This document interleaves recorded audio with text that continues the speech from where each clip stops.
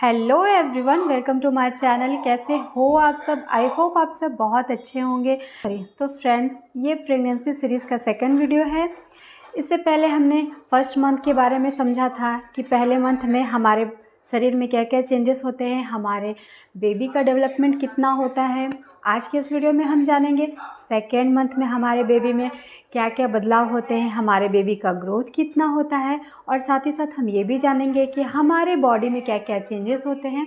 तो चलिए वीडियो को शुरू करते हैं। पर उससे पहले अगर आप मेरे चैनल पर नए हैं और अगर मेरा ये वीडियो आप लोगों को पसंद है तो प्लीज़ मेरे वीडियो को लाइक शेयर कीजिएगा, साथ ही साथ मेरे चैनल को ज़रूर सब्सक्राइब करें। तो चलिए वीडियो को स्टार्ट करते हैं। फ्रेंड्स, अभी तक हमने जाना कि 1 महीने की प्रेगनेंसी में हमारे शरीर में क्या क्या बदलाव होते हैं, और जब तक हमें पता चलता है कि हम प्रेग्नेंट हैं, हमारा 1 महीना हो चुका होता है।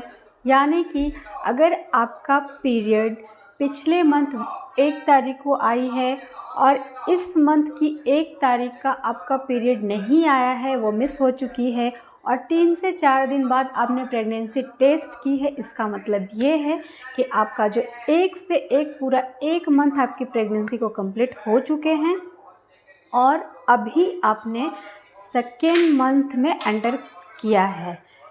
तो अब हम सेकेंड मंथ में एंटर कर चुके हैं और अब बहुत उत्सुकता होती है ये जानने की हमारा बेबी का डेवलपमेंट कितना हुआ है, हमारे बेबी का विकास कितना हुआ है, हमारा बेबी कितना बड़ा है अभी।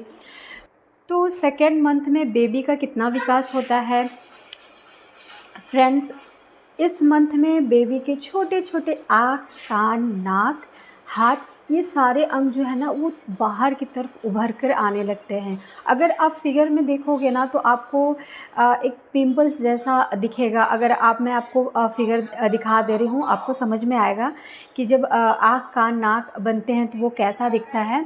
छोटे छोटे दाने जैसा दिखेंगे वो पिंपल्स के आकार के। तो इतना बेबी का डेवलपमेंट होता है। बेबी अभी कम से कम 1 इंच का होता है, छोटा सा।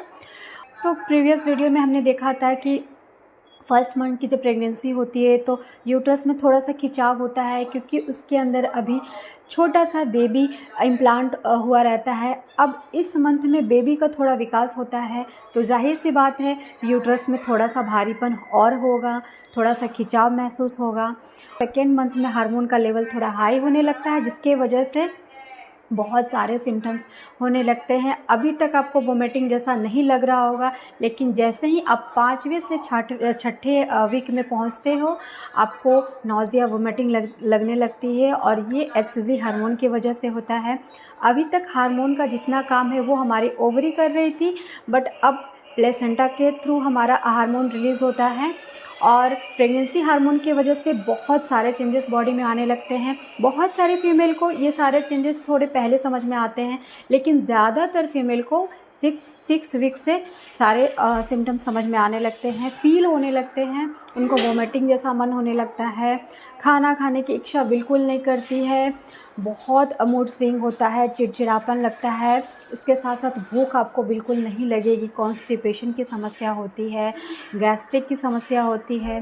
तो इन सारे प्रॉब्लम्स के बीच क्या होता है ना कि हम खाना को अवॉइड करना चाहते हैं, लेकिन आपको ये समझना होगा कि ये जितने भी बदलाव हो रहे हैं हमारे बॉडी में, ये प्रेगनेंसी हार्मोन की वजह से हो रहे हैं। और हमारे गर्भ में अभी एक छोटा सा नन्हा मुन्ना बेबी पल रहा है, तो उनके लिए हमें खाना खाना है, अच्छा डाइट लेना है। आपके डाइट में प्रोटीन, मिनरल्स, विटामिन्स भरपूर मात्रा में होनी चाहिए।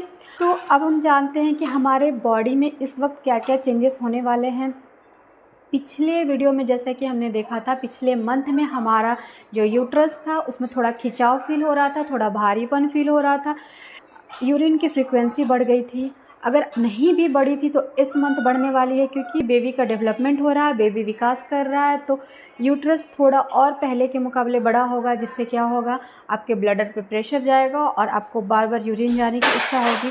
ब्रेस्ट में टेंडरनेस फील होगा, बहुत हैवीपन फील होगा, जो दूध की नलियाँ हैं वो विकसित होनी शुरू हो जाएगी, और आपको उसमें पिंपल्स जैसा भी कुछ दिखेगा। तो ये सारे चेंजेस बॉडी में होने वाले हैं। जो सारे हार्मोन अभी तक बहुत ज़्यादा इंक्रीज़ नहीं किए थे, जिनका लेवल अभी तक नहीं बढ़ा था, वो इस वीक में बढ़ने वाले हैं और आपको बहुत सारे चेंजेस समझ में आने वाले हैं। बहुत सारी फीमेल को अभी तक नौजिया वोमिटिंग जैसा फील नहीं हो रहा था, बट अब छठे से सातवें हफ्ते के बीच में आपको बहुत सारे चेंजेस समझ में आएंगे। तो आइए हम जानते हैं कि हमें हमारा डाइट कैसा रखना चाहिए। अब जाहिर सी बात है, आपका जो प्रेगनेंसी हार्मोन है वो इंक्रीज़ करता है, तो बहुत सारे चेंजेस होते हैं बॉडी में।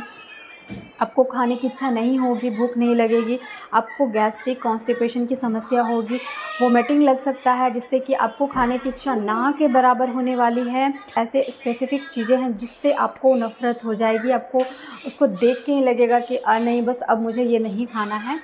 तो जो चीज़ आपको पसंद नहीं है आप उसे अवॉइड करें, बट कोशिश करें कि आपका जो डाइट है, आपका जो खाना है, उसमें विटामिन, प्रोटीन, मिनरल्स सब कुछ भरपूर मात्रा में हो। आपको मीठे की क्रेविंग है, आपको मीठा बहुत खाने का मन है, तो चॉकलेट बहुत ज़्यादा ना खाएं।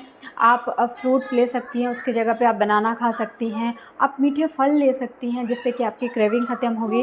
कोशिश करना है कि आपको बहुत अच्छा खाना खाना है, प्रोटीन युक्त खाना खाना है, जिससे कि आपका बेबी का विकास सही से हो सके। बहुत ज़्यादा वोमिटिंग लग रही है तो खाना थोड़ा कम करके खाएं, उसको 3 से 4 पार्ट में डिवाइड करके खाएं, क्योंकि आपके बेबी को नीड है और वो आपके थ्रू ही पूरा हो सकती है। तो कोशिश करें जितना हो सके उतना हेल्दी खाना खाएं और घर का खाना खाएं। बाहर का खाना बिल्कुल ना खाएं। जंक फूड, फ्राई फूड ये सब को अवॉइड करें, क्योंकि ऑलरेडी आपको गैस्ट्रिक की समस्या हो रही है और अगर आप बाहर की चीज़ें खाते हो, तला भुना खाते हो, तो वो आपको डाइजेस्ट करने में थोड़ा मुश्किल होगा, जिससे कि आपको और गैस बनेगा और फिर बहुत मुश्किल हो सकती है। तो कुछ ऐसे मिथ्स हैं जिनके बारे में जानना हमें ज़रूरी है। जैसे कि कई फीमेल ऐसा सोचती हैं कि हम और हमारा बेबी 2 लोग हैं, तो हमें 2 लोगों का खाना खाना है। तो ऐसा नहीं है, आपको जितना भूख है आपको सिर्फ अपने लिए खाना है।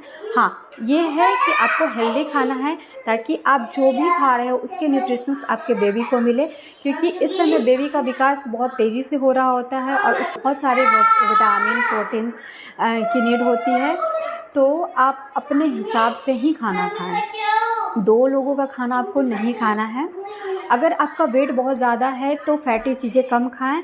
आपको हेल्दी खाना खाना है, इसका मतलब ये नहीं कि आपको बहुत सारा फैटी खाना खाना है। आपको अपने प्रेगनेंसी के दौरान 8 से 10 किलो ही वेट गेन करना है। इससे ज़्यादा अगर वेट गेन होता है तो थोड़ा मुश्किल हो सकता है आप लोगों के लिए। उसके बाद आपको थोड़ी बहुत एक्सरसाइज जैसे कि वॉक करना है। अगर आप बहुत ज़्यादा लेटे रहोगे बेड पे तो आपको गैस्ट्रिक की समस्या और ज़्यादा होगी। तो बेहतर होगा कि आप थोड़ी बहुत एक्सरसाइज करें, वॉक करें। वॉक करने से आपको बहुत अच्छा फील होगा। इसके बाद आपका बॉडी जितना अलाउ करे उतना काम ज़रूर करें, क्योंकि अगर आप काम करोगे, आप एक्टिव रहोगे, आपका बेबी भी एक्टिव और हेल्दी होगा। आप अपने अकॉर्डिंग काम करें जितना आपसे हो सके। अगर थकान लग रही है तो रेस्ट करें, नींद भरपूर लें, भारी चीज़ें उठाने से परहेज़ करें। ऐसा होता है कि हम काम में रहते हैं और फिर हमें याद नहीं रहता और हम कुछ भी भारी चीज़ें उठा लेते हैं। तो वैसा नहीं करना है, क्योंकि आपके पेट में एक बेबी पल रहा है और अगर आप भारी चीज़ें उठाओगे तो उससे उसको प्रॉब्लम हो सकती है। अगर आपका एक बेबी है पहले से जो कि बहुत ज़िद कर रहा है आपको गोदी के लिए, तो आप उसको समझाएं, उसके माइंड को डाइवर्ट करें। कोशिश करें गोदी ना लें, क्योंकि आपके बेबी को इससे प्रॉब्लम हो सकती है और फर्स्ट ट्राइमेस्टर में थोड़ा ज़्यादा रिस्क होता है। इसलिए आप अपना ख्याल रखें और सेफ रहें। प्रेगनेंसी सीरीज़ के लिए हमारे चैनल से जुड़े रहें। इस चैनल पर आपको प्रेगनेंसी मंथ बाय मंथ के सारे वीडियोस मिलने वाले हैं। हम इसमें सब कुछ जानने वाले हैं, हमारा बेबी का ग्रोथ, हमारे बॉडी में चेंजेस, और साथ ही साथ हम ये भी जानेंगे कि हमें क्या क्या खाने हैं, हमें कौन कौन सा डाइट लेना है। तो इसके लिए मेरे चैनल को ज़रूर सब्सक्राइब करें। तो आई होप मेरा ये वीडियो आप लोगों को पसंद आया होगा। अगर मेरा ये वीडियो आप लोगों को अच्छा लगा तो प्लीज़ मेरे वीडियो को लाइक शेयर कीजिएगा। साथ ही साथ मेरे चैनल को सब्सक्राइब करें।